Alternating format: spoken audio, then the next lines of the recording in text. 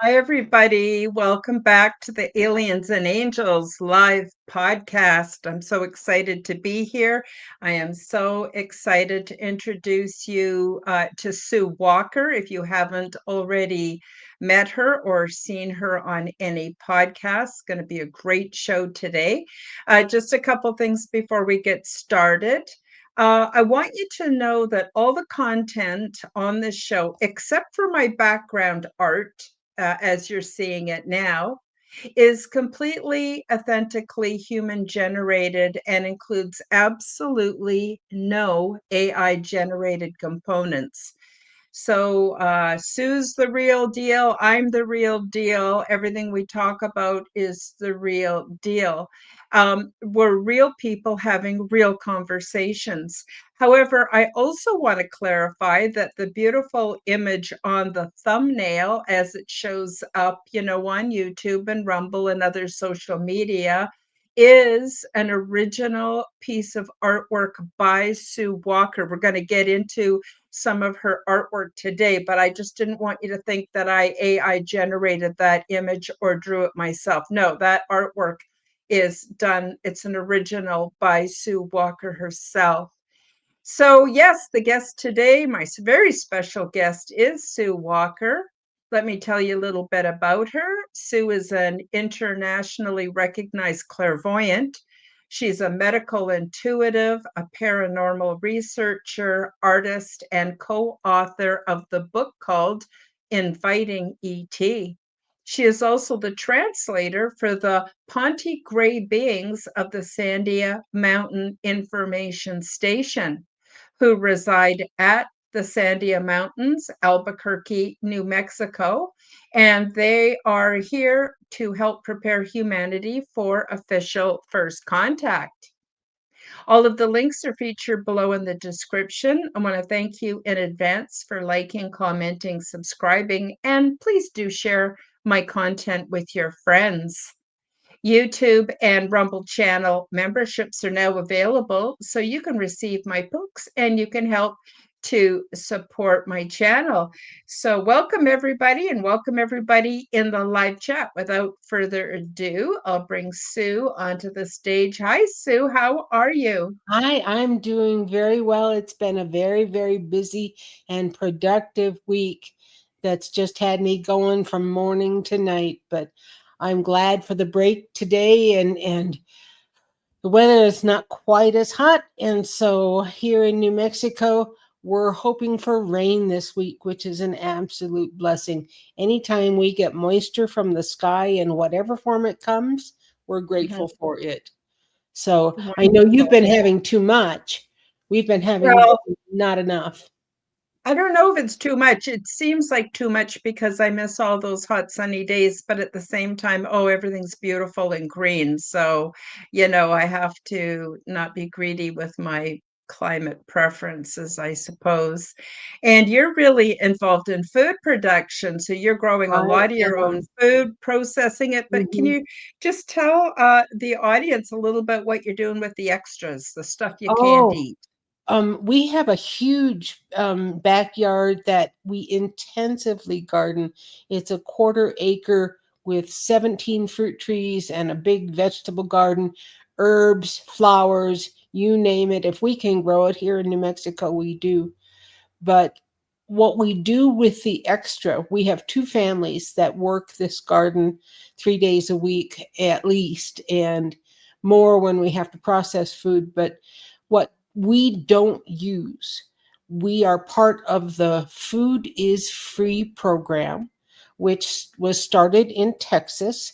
And what we have no use for. We don't waste. We put in bins out at the curb with some extra grocery sacks or bags and a sign that says food is free.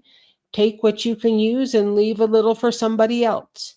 And our neighbors have learned that when the sign is out, they can stop and get fruit from our trees, or grapes, or plums, or tomatoes, or whatever it is that we have extra of. And anybody who gardens can become part of that program. All you need is a box that you can put by the curb and a sign that says food is free. Take what you can use. So we're happy to give away the extra to our neighbors and to anybody who needs it for whatever reason. I don't care if they have a family of 2 or 22. If they can use the food, we want them to have it free. Wonderful. Wouldn't the world be uh, different if everybody took that approach and just shared, and it would be very lovely.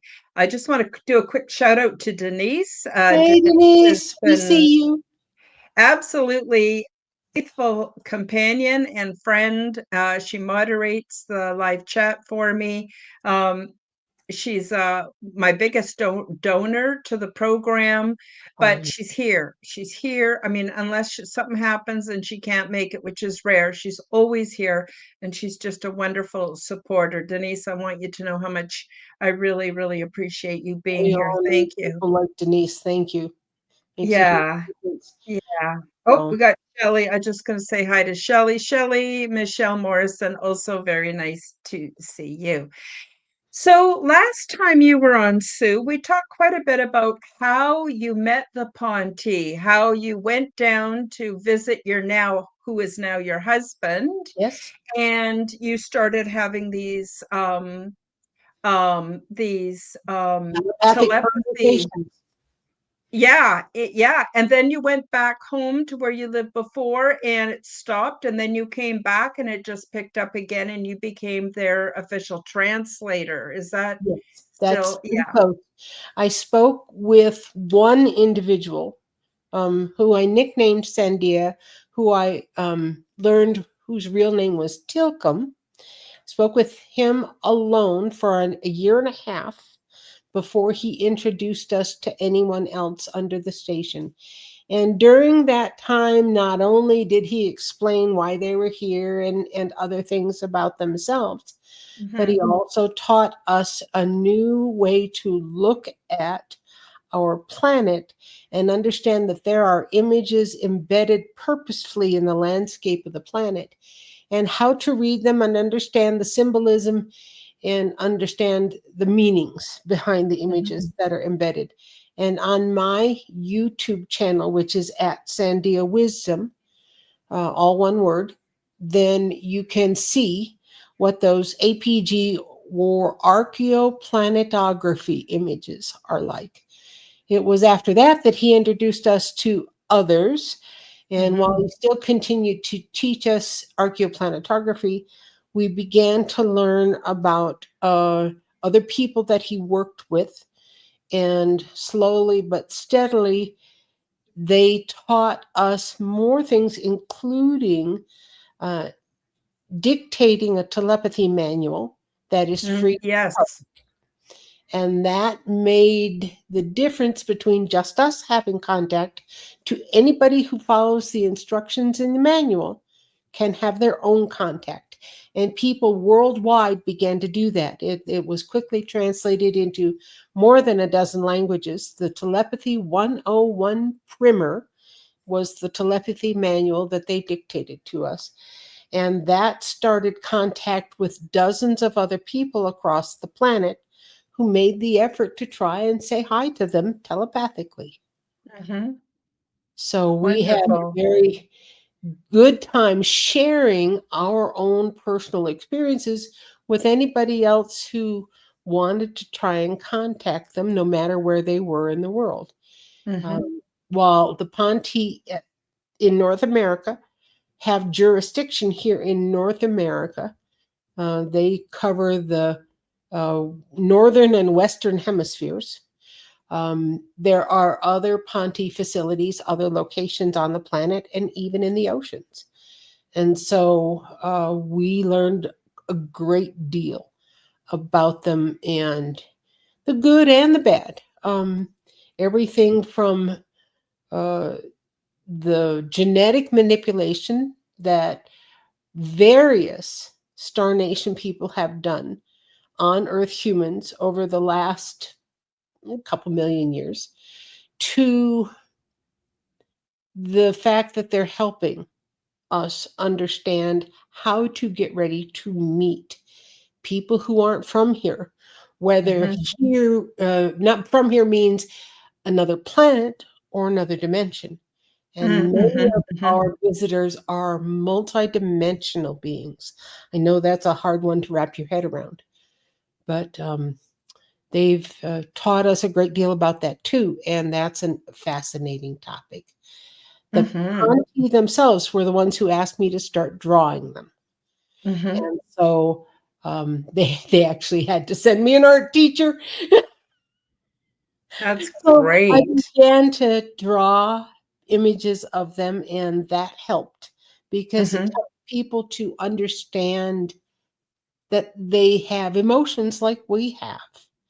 They may not be identical, but they sure are present, and their humor is marvelous if you give mhm, it a chance. Just marvelous. I think probably the biggest surprise of all was how funny they can be and mhm. how flippant sometimes. I'm wondering, for those like, we're gonna have all kinds of people listening, to this podcast on audio or watching it on video, and people are at different levels of understanding about the Sure. whole ET phenomenon. And, Sue, we hear some horrible stories about people who are abducted in the middle of the night, horrible things done to them. What Mhm. I'm wondering and what I'm suspecting is that there may be many different humanoid groups that we refer to them all as the Greys, which Yes. is actually quite ignorant because they are so much more than their skin color, as we've learned as humans about each other. And we're often told that they're cold, they have no emotion. Sometimes we're told that they abduct people and take them to underground bases along with American military. I don't, you don't know what to believe What to anymore. believe. Can you Can. straighten everybody out, I Sue? can And try. and yeah, All that'd right. be great. So, what we do know is that there are multiple extraterrestrial or extra dimensional or multidimensional, not extra dimensional, multidimensional individuals who visit our planet on a regular daily basis. On average, 75 to 80 separate nations are here on any given day. Now Wow. that number can jump up or it can drop, but we're talking about both in the ocean with the aquatics as well as land-based individuals. Mhm, All right. We have to remember that we are a water world. 75% of our planet is ocean, and many extraterrestrials come because they want to go into our oceans and work with our aquatics there. mhm, Now, I can tell you also that I've put together a short video of all the different kinds of photographs that people have taken of the various separate nations, all confused and lumped together as, quote, grays, unquote. mhm, There are many of them. They can have no nose cartilage. They can have a little bump of a nose, like our Ponte friends have. They can have very angular heads that almost look like a triangle. And mhm, in fact, the triangular headed beings that were in the original movie, um, that involved, um, oh, and now I'm going to blank on the name of it. The 4th of July movie. about aliens coming. Independence Day? Independence Day. Thank you very much. There was a triangular-headed extraterrestrial on board the ship that was supposed to attack the planet. Well, those triangular-headed guys are actually really nice guys and not bad at all. And I'm sorry that they were given a bad rap in that movie. There are some individuals with large dark eyes and slender large heads and slender bodies that are short with either 3 or 4 fingers. Some are constructed, the grown, I guess I would say, and programmed. Yeah. There's only one group that it's like that, and they are the ones that are mechanical and cold. Mhm. Vast majority of extraterrestrials and multidimensionals that visit us are here because they're explorers. They're interested. They're not here to steal anything. They're not here to kill us off. If they were going to do that, they would have done that millennia Yeah. ago. Yeah. Millennia ago. The Ponti themselves tell us they have records that go back 135,000 years. There are other nations that have records that go back farther. And so they've been part and parcel of our history of humanity. And we're not the first age of man. It probably isn't a big surprise to many of you because Mhm. a lot of us have seen construction all over the planet that we didn't do, that is huge and ginormous and Mhm. very intricate.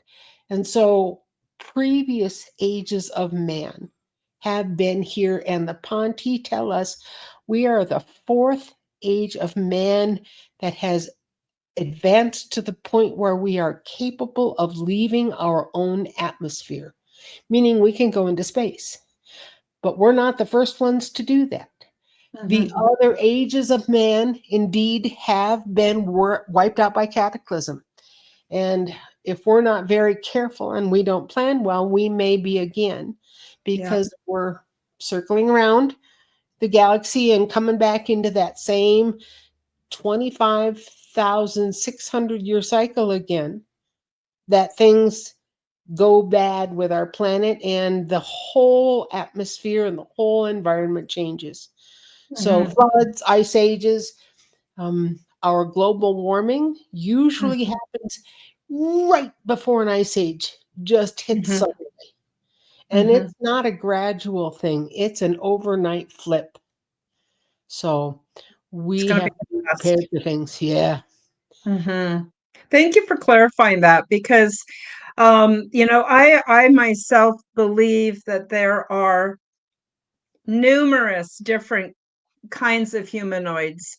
Um, and I think, I agree. I think if they were here to hurt us, they would have done that a long time ago.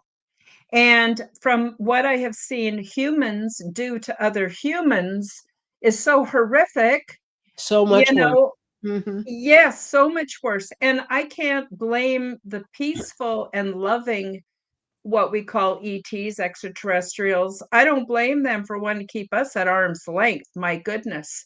And, just look at what was done between the colonizers and the indigenous groups. And, I don't blame them. In fact, I would say, no, do not, make contact with the governments because you can't trust them. But that's my opinion. One of the things that they have let us know is that the Ponti and the other star nations are watching very, very closely how we treat the Sasquatch and come Mm-hmm. forward with our knowledge of them. Mm-hmm. Because if we just lash out and think that they're great big dumb apes and we're just going to kill them because they're violent and we don't know about them, think Mm-hmm. again. Mm-hmm. Um, they've been here a lot longer than we have and actually are very intelligent, multidimensional folks. Mm-hmm. And we've learned a great deal about them from our Ponte friends because the two nations have palled around together for thousands and thousands of years. Interesting. Did we talk last time about the corroboration we got from other humans about the base under the Sandia? No, but I'm going to just show you a quick question from Yeah, Denise. sure. And then let's get into that. Denise wants to know, could those unusual creatures or animals coming from our oceans be coming from ETs? Now, I Yes, myself have always believed the cetaceans are way more intelligent than us. What correct. limits us is we don't even know how to communicate with them to find out what they know. Instead, Ah, have you heard we're the not. latest? Pardon? Go ahead. Have you heard the latest about that? About AI contacting them? Yes. Yeah, a little Quantum bit. AI has translated some of the cetacean language and answered back to them in a way that caught their attention. The AI pod, or excuse me, the cetacean pod that the AI was trying to communicate with was on its way leaving, and the AI greeted them in their own language, and they all turned right around and came right back. Got their So attention. they are translating the cetacean language as we speak, which Mhm, is wonderful. mhm. And so I'm super glad about that. But uh, the animals, the unusual animals that you can see in our oceans that didn't all originally come from here. Octopus is an easy one. Yes, yes. Um, there are, I hate to call them the blob people. It sounds terrible, but in the very, very deep oceans, there are um, blobs of amorphous, meaning not standard shape, changing shape, invertebrates, no muscle or no bones, Mhm, that on the surface of their skin, and we're talking about sphericals or amorphous blob type creatures that can get to be 30 feet across, okay, or more. wow. But their surface can light up, and they live in the very deep dark oceans way at the bottom where it's so dark you can't see, so they speak in a light language. The Mhm, skin lights up. And mhm, so that's another one that we understand isn't, not all of them are from here or didn't originate and now call our deep oceans home. That's mhm, the truth for some.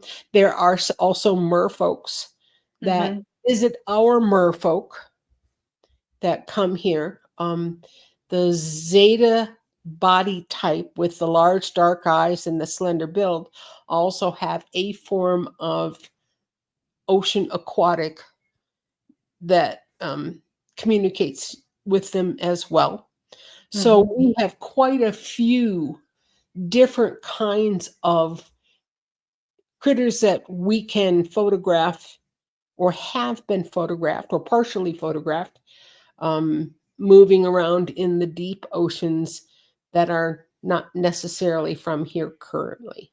mhm, So the large cylinder ships that mhm, can be a half a mile or a mile across are large enough that they can come out of deep space through our atmosphere straight into the oceans and big enough to pick up an entire pod of whales and the water that they need as well.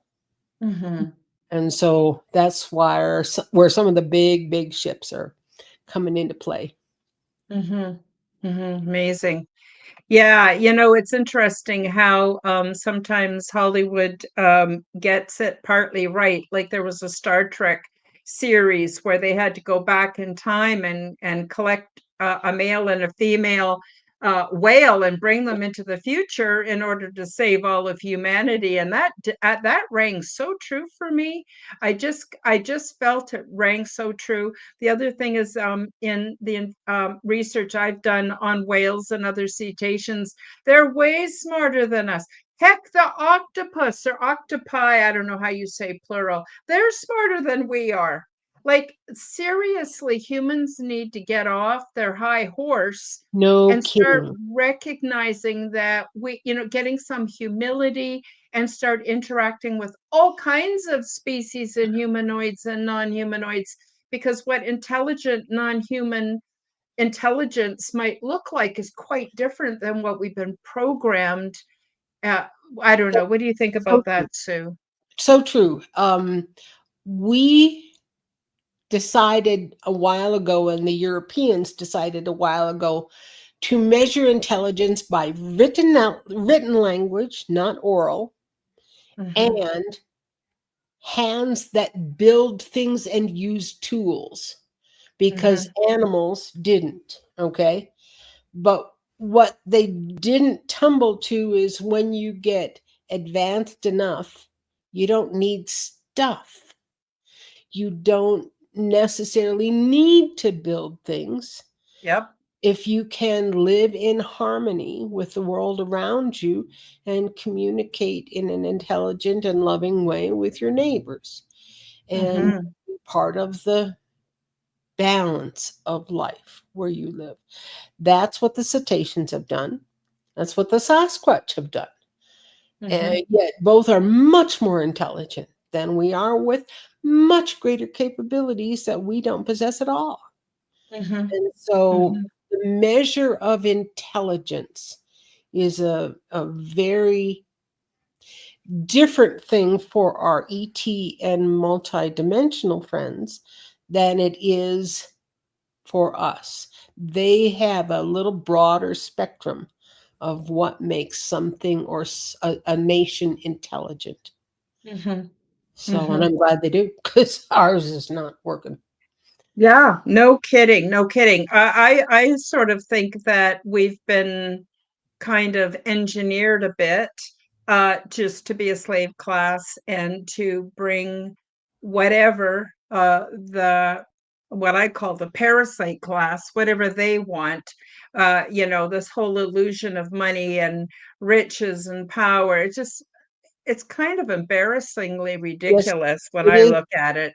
Yeah, that And group then, is very embarrassing because it's all about me, me, me, me, me oh, instead of us. yeah. Absolutely. Just look at our history. Well, we don't even know for sure if that's real, but look at our history. So what I've also noticed is telepathy is not necessarily what people think it is. In my experiences with telepathy, it's a whole bunch of things that kind of come to you at once, and then you learn to read that like a language. So when I experience telepathy, I don't get it in English. I get like short visuals in my mind's eye combined with symbols, sometimes overlays, which show up in my visual vision on top of what I normally would see. It's Yes, emotions, it's yes, body sensations. yes, And it took me a while to learn how to read the combination. And it makes sense too, because then we can communicate with all kinds of different beings in this universe and on this planet. And like, for instance, whales. I got to tell you an interesting thing that happened to me. Whenever I go through a really, really rough time in my life, is when I have the most amazing um, transdimensional experiences. And I was going through this really rough time. Basically, I'll just tell you quick. I had been on benzodiazepines for many years. That's a tranquilizer they often prescribe for people that have a lot of anxiety. And I decided I was going to quit. And when I quit, I went through the most horrible emotional pain of my life, because my oh, body had to detoxify and I had to go through that. oh, So, as it normally happens with me, I have these transdimensional experiences while I'm asleep, and then I wake up and they're so vivid. Anyway, I honestly believe that I was contacted by a baby whale that a baby whale reached out to me on a telepathic level to strengthen me and help me to endure and get through that rough time in my life. And I know it sounds crazy. I know it sounds No, absolutely insane for me to say that, no, it does but not. this is what I went through. So I'm thinking, maybe even before I don't know if the Tower of Babel's a real thing or not, but even maybe before that, we were all telepathic, Sue. And then all of a sudden we got verbal language, and language really is such a source of misunderstanding. So telepathy makes perfect sense, and we could be communicating with a lot more than other humans, which we don't do very well. Sorry, I didn't mean to ramble on and on. I'll Oh, turn no, it you back didn't. over to you, You Sue. didn't. I've had my own telepathic contact with a whale, which is why I was laughing. You had a baby whale. I had a 200-year-old whale telepathically contact me and took me by surprise.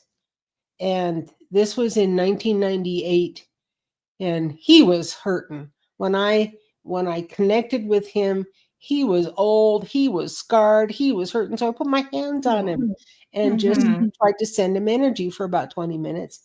And when we were done, I took my hands off of him and he turned to swim away. And he came back and he went eye to eye with me within 2 feet, big Mm-hmm. eye to me, to my head. Mm-hmm. And he telepathically said, I give you the gift of infinite voice. And for Wow. 15 years, I didn't know what that meant until I met the Ponte. Infinite Mm-hmm. voice is the translation for the concept of telepathy. Mm-hmm. Your voice can be infinite, it can go Mm-hmm. anywhere. And Mm-hmm. so that's, and I didn't know that until they sent us the gal that translated the Telepathy 101 primer, and she told us that Mm-hmm. their translation for telepathy is also infinite voice, that's a common translation. And I went, huh. Took me a Wow. long time to figure that one out. And I am Mm-hmm. seriously happy that now there's a manual where all of our people in the chat room and anybody interested can figure out how to improve their own telepathy for free and Mm-hmm. practice on their own, and then reach out to one of the telepathic nations. And we suggest not reaching out to just anybody that you don't know. Um, Mm-hmm. it would be a good idea to start with a star nation or a multidimensional nation that you have good rapport with yourself, or that other people have let you know is peaceful and um, polite to contact with, Mm-hmm. loving, caring, giving. And so I guess I would say there are so many telepathic nations out there. Don't just randomly, dial up and call any one of them that you don't know. Pick Yeah. somebody that is a known quantity first for your first experiences. Yeah. Someone's safe. Now, Um, what was I gonna say? So, it's because a lot of people will be listening to this on an audio podcast. There is going to be links below this show. But Sue, can you just say out loud the URL of where people would go to find the telepathy primer? Okay, you're looking for officialfirstcontact.com, all one word. And when you get to the first page, you're looking for the Telepathy 101 link at the top of the page. And then you can choose whichever language you would like to download the PDF in. It's a 285 or 286 page slide presentation with one or two sentences on a page that you can go through in an hour or two tops. It's real fast. And Mm-hmm. so it helps to get you started, but it also, in the back, along with sharing how you can improve your telepathy, in the back, it also has the protocols that they gave us for contact. And that I found very helpful, what to do and what not to do Mm. when you meet an extraterrestrial nation person. On So I'm gonna average. I'm gonna put where to find the telepathy on the banner. So officialfirstcontact.com. okay, official First first, contact. sorry, That's okay. Everybody's writing at the same .com. time. Oops. Officialfirstcontact.com. And the manual is called the Telepathy 101 Primer, Primer. Looks like primer, but Yep. primer is an old-fashioned school book. Primer is paint. Okay, I got it. I got it. Coming right up. Coming Okay. up. And worth going through, even if you just take it at your own pace. It really, you can go through it fast, you can go through it slow, but they recommend practicing with anybody and everybody that you can think of for 100 days, 3 months before you try Mhm. to contact them.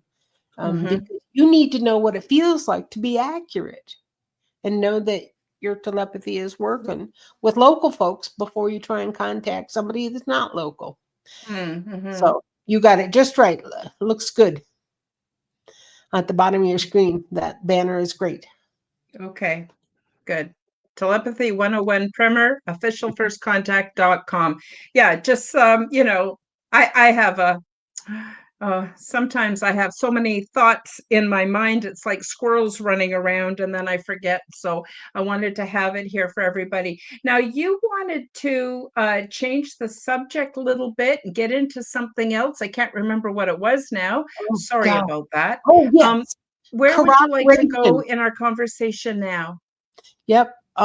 We had, I asked you if we had ever mentioned corroboration by other human beings about the Sandia, the extraterrestrials underneath the base or underneath the mountain across the valley from us. We live in the Albuquerque area, and the Rio Grande runs straight through Albuquerque, the river does, and splits it east from west. On the east side is where the mountains are, on the west side is where the deserts are. North of us is the Valles Caldera volcano, and south of us, if you go south a couple hours, you get down to White Sands. And Mhm. that's the area down that far, 2 to 3 hours away, is where Roswell is. So Mhm. we're kind of in the middle of the state. Now, when we first met the Ponte, had no idea how to prove that they were really there, Mhm. and just had to take it on faith uh, with all their communication with us. And the first thing we did that we got corroboration was we went to a MUFON meeting, and I had an electrician come up to me, and he said, I believe you, because the biggest air base, the biggest airstrip I have ever seen in my life,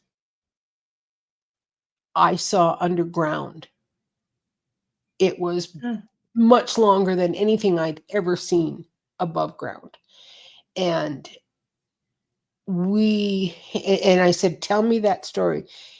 Essentially, this electrician answered an ad that required an electrical contractor to have a security clearance to work for the government. He did.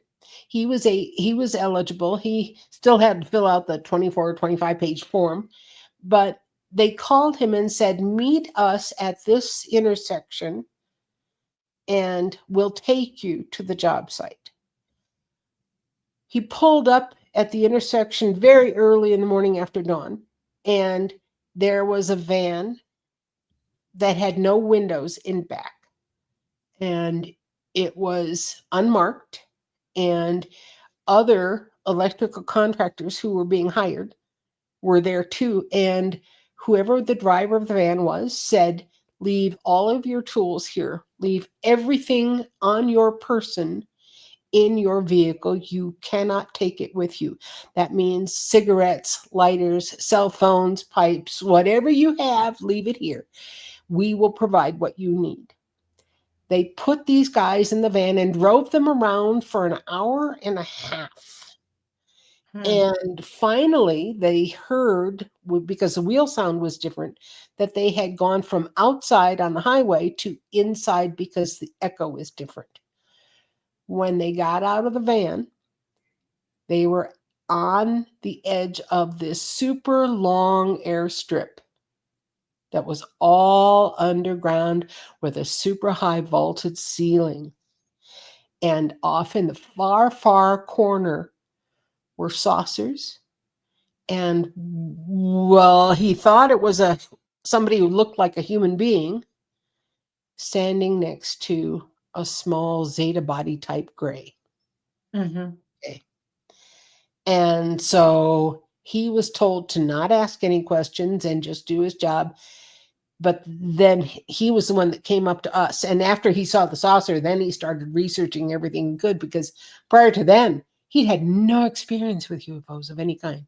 The Mm-hmm. second corroboration we got came when we met a Zuni, a Native American elder by the name of Clifford Mahuti. Clifford was in his late 60s, early 70s when we first met him. He's passed now, unfortunately. But he was trained as a boy about all of the star brother interaction that the Zuni had had from the very beginning and up until now. And that included the story of the two different star nations leading the Zuni and other survivors from the last flood event up the Colorado, then up the Little Colorado, then up the Zuni River to the village area where Zuni is located now. And when they arrived after this long, long walk, all of their housing was set up for them already by the Star Brothers. Mm. So they had a good rapport with the Star people. And Clifford told us that once a year, two separate star nations would come from underneath the Sandia Mountain to Zuni, interact with them, and then go back home. Mm-hmm. And the other pueblos also knew about it. But what happens on the pueblos stays on the pueblos a lot of times. Mm-hmm. And so it was not written down. There was no written language. So they just kind of dismissed it like it was nothing. Too bad for us. Interesting. We should have learned a lot sooner about what their stories are, because nearly every Native American reservation, pueblo, settlement, it has history of Star Nation interaction of some kind. So interesting and so validating. Isn't that nice when we have our experiences validated? Because there's so much Out of the blue. invalidation Mhm. going on. That's wonderful. Now, Sue, we've only got about 15, 20 minutes left, and I Yes. know you wanted to share some of your images with us, some of the Oh, artwork you've done. And I'm wondering if people want to get prints, can they get prints from you? Are you offering digital copies? What are you doing? Maybe you could tell a well, little bit about that while you show your right. The vast incredibly majority beautiful of artwork. the artwork I have is originals, and I have hundreds of pieces. Um, Let me give you some for instances. This one I did fairly early on with our Zeta friends, just looking at seeds that have been planted.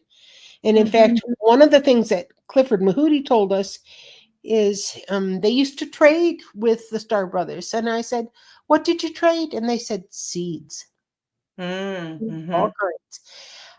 I didn't ask out loud, but I wondered if that included our seeds, sperm and egg. It Yes, good surprise- point. would Good not point. surprise me at all. Um, we've had a fun time interacting with the Ponte and introducing them to various concepts. And we had to tell them what an outhouse was about and why there was a moon on the door. Um, one of the things that the Ponte told us, that's some of the hardest stuff that they do as trainees, is interact with our pets, because Mm. it's scary. You don't know if a dog that's awake is going to bite you in a brand new house, especially if you just show up and everybody else is sleeping. And one of the tests that they do is to allow a canine to lick their face. As part of their testing as trainees, is to be brave enough to let this canine with very sharp teeth come up and just lick them. Oh, that's adorable. What I love about your artwork is it shows I was going to use the word humanity. That might not be the right word, but it shows that they're not that different than us, at least those No, of us that have the good hearts. That puts us all kind of in the same family. And it's just, I love your artwork because it really shows that these are not some kind of automatons or automatons, right? robot No, creature. no. Maybe some of them are, but not the group that you communicate with. I just love the look of uh, the personality that shines through on each and every one. So when they dissolve a wall to walk in, the most common room that they will enter into your house is the bathroom. Interesting. And they do that because it's an easy room to find, usually on an outside wall because it has to vent. Mm-hmm. And nobody's in the bathroom unless they have to be. So it is, of all the rooms in your house, a room that's mostly unoccupied most of the time. This picture, however, is called This Way to the Kitchen. So they wanted to know which way to the food. One of our friends here in Albuquerque is a gal that had an experience very similar to what you see where the wall dissolved. She had met the Ponte because she lived at the base of the mountain on the west side, up just at the bottom base of the canyon, where they have their western small entrance. And she and her children, as they lived at that location, interacted with the Ponte more than once. Well, when she got injured and was bedridden, they dissolved the wall one afternoon, and 6 of them came through about an 8-foot circle and surrounded her bed and worked to heal her. Her name is Wonderful. Gloria Hawker, and she was written about by the UFO researcher Bud Hopkins. Let's see, what else do we have? Just delight of American or native things that they eat are, here's morels, okay? But the Ponte are pescatarian. They will eat vegetables, fruit, and some fish. There's that. I have everything from interacting with our local wildlife, having a discussion with the bunny, Mm-hmm. to figuring out that dogs like their bellies rubbed. That's adorable.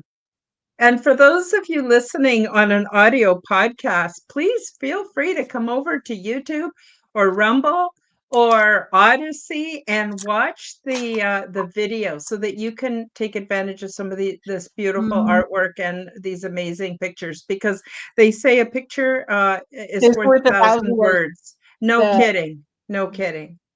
one of their female staff members is an like a museum curator. She will collect things, Hmm. and sometimes what you collect that's cultural is not only art or literature, but clothing and fashion. Hmm. And so she wondered what some of what we wear would look like on her. So one day she was just holding up a sparkly red and black dress, and I just went, "Oh, nice." We give our friends a little bit of a hard time. Our friend Radar over there on the mountain had to become their UFO and extraterrestrial media specialist or paranormal media specialist, and so we started creating what we call film spoofs, meaning taking a popular film background and drawing them in a regular film, mostly with UFO or paranormal or fantasy related themes. So I'll give you, for instance, the sage in the swamp you might recognize from Star Wars, Mhm. Yoda. Interesting. This is a newer one, Groot with Rocket Yes. Raccoon and one of our Ponte friends. Mhm. Radar's real name is Rahaz, and we seldom use it except when he first introduced himself to us. Because he was their media specialist, he wanted to show off what he knew. He said, "My real name is Rahaz, like rhymes with Oz, as in the Wizard of." Mhm. So we gave him a very hard time, and the Wizard of Rahaz was Awesome. born. Mhm. I have another from that same movie era. Not to be outdone, the gals decided that Glenda the Good Witch and Dorothy were okay too. Awesome. Beautiful. We started drawing the Ponte because at the time that we met them, they were still under a treaty that meant no photographs, no video. But Tilcom, the fellow that we first met, said there is absolutely nothing that prohibits an experiencer from drawing what they experience. And so, again, our wildlife. And yes, Beautiful. you do fly 40 light years to pet a horse. Sometimes you do. One day, their head of security, they were in Florida, and they're about ready to leave, and a kitten comes up to him and nudges his foot. And he looks down and he says, "Who are you?" He says, "I'm lost." So Aw. they adopted him, and he became Lost Kitty. So their Aw. security is Aw. Lost Kitty. Aw. And I have several pictures of Lost, who has befriended most of the folks at the station. Mhm. We have some other regular ones or silly ones. Remember the movie Avatar? Mhm. The only thing you saw was the big blue eye at the very beginning on the poster. Mhm. And then, oh, you'll probably recognize this character from That looks like, Caribbean. Yep, Captain Jack. it is Captain Jack Sparrow. Radar Mhm. like the hat. Um, one of our friends said, "How about drawing them in like the Phantom in a costume?" And I said something about it, and one of them knew the Phantom movie or character from the cartoons. The other knew the other Phantom. Interesting. So So they do take Phantom, an Phantom of interest the in our culture, our movies, and correct. things like that. Both things in our culture, and they had to ask about which one. We've had them ask all kinds of silly questions. There's Charlie Chaplin from the Yep. backside. Yep. You have to find a bowler hat that's quite large to fit their heads. Anyway, if you want to see more of my fun art, Sasquatch, animals, Ponte, other dimensional nations, my YouTube channel at Sandia Wisdom has a lot of it. Mhm. And so you'll Yeah, I see put that up. all kinds of Let's things see. there. But they asked me to draw them so that people would get a There sense we of are. each person that we were talking about. And so I've Mhm. drawn each of the crew members we've been introduced to.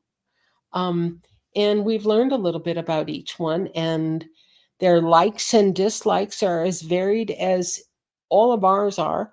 Um, Mhm. one gal likes silk scarves on her head because she doesn't like her head cold. Mhm. Me is the fashionista and likes trying on things. Drudy likes learning our cultural dances for gals, Mhm. especially if they have costumes to go with. And Mhm. so everything from the hula to Indian Hindu dance to African dance to ballroom dance to flamenco. They just enjoy learning it all. Percussion, rhythm, and music Mhm. are very, very huge in their world, along with literature. Mhm. And they, in their culture, memorize very long um, story poems. I guess I'll put it that way.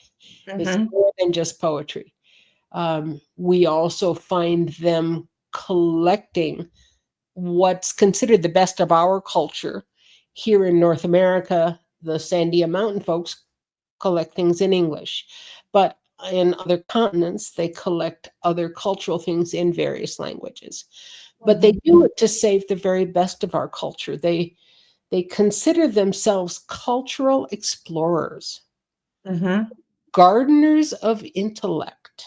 That's the way Mhm. they phrase it. And I thought both of those were fascinating phrases.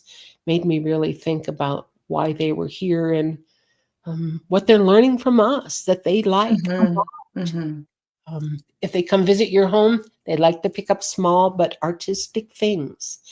They like unique things. They like handmade things, whether that's food or craft things. It doesn't matter, or artwork. They find all of that fascinating. So I'm Very, sorry, very. babbling on at you.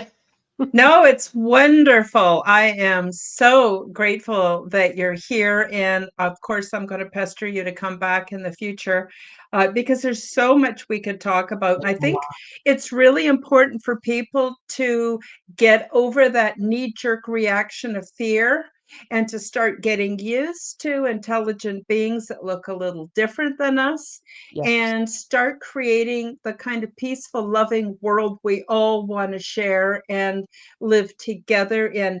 Now, we're almost out of time, but before you go, Sue, can you tell people what you have available? So, you've already talked about the Telepathy 101 primer, Right? and you've shown us some of your artwork and where to find that. Do you offer services to help people or in any way? I Or am what do you now, offer? Do you want to tell boy, everybody? And where can um, people find you, even though it's in the description? um, my website is suewalker.com still. I am in the process of retiring from the clairvoyant and medical intuitive work. I've had a 35 plus year career and I'm ready to just sit down and draw and have fun that way and be creative. Um, Yeah. and so my creativity is shifting over from doing readings for folks to doing artwork. I still will do readings if it's an emergency, but I'm spending the vast majority of the time with my spouse and my Mhm. garden and my artwork and having a very good time. If people see any piece of artwork that they would like to purchase, I don't care if it's the animal artwork that I do, the Sasquatch artwork that I do, or the Ponti artwork that I do, it doesn't matter. I'm um, got mostly originals at this stage of the game to sell, Mhm. and Mhm. I try and keep the prices very reasonable. And Mhm. so it's not thousands of dollars, not yet. Not yet. Wonderful. So if people are interested in any kind of art, just send me a message, an email. My email is very simple. It's psychicsue@gmail.com. So it's PSYCHICSU. I do not put an E on the end of Sue. So psychicsue@gmail.com. And we could put that in our links down below too, if that'd be okay. Yes, So, absolutely. I'll add it for sure. thank you for Wow. having me on. This went fast. Oh my Yeah, goodness. it sure that. did. It was so interesting. And this is exactly why I designed this podcast, because I wanted people to hear many different perspectives on the different kinds of experiences, different kind of beings. And the more we learn, the more we're going to lose that knee-jerk reaction of fear. And when we stay grounded and we keep our critical thinking skills, we cannot be manipulated. And when I talk about manipulation, I'm not speaking about ET. I'm talking about human manipulation, human um, just shenanigans. Let's just Yes, put it that by the that's a empathy good way to say it. deficient. Hmm? People who are acting in a wrong-minded fashion. Yes, absolutely, There's right-minded and absolutely. there's wrong-minded, and we have Yeah, I some mean, politicians who are doing the wrong-minded stuff at the moment. yeah, Very I've never had a really a scary experience with ET. My experiences have always been really positive.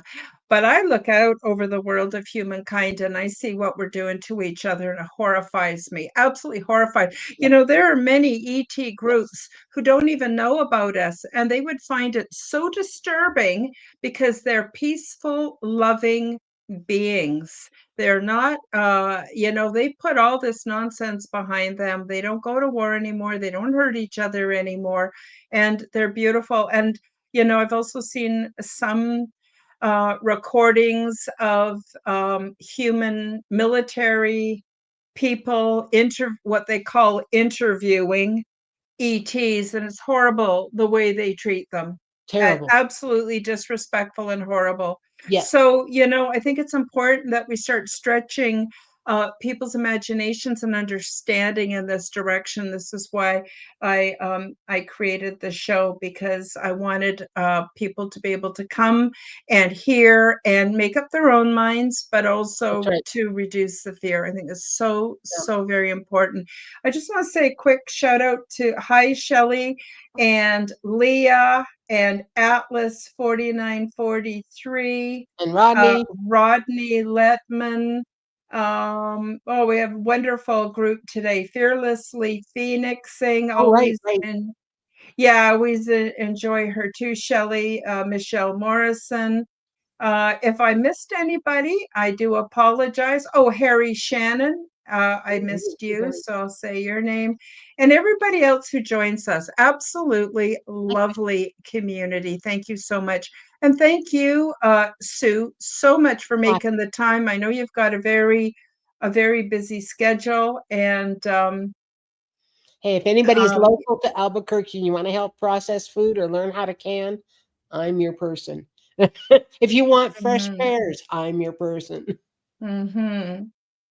Yeah, So, that is awesome. So I guess that is about it for today. Again, yes, thank you, everybody. Thank you, Sue.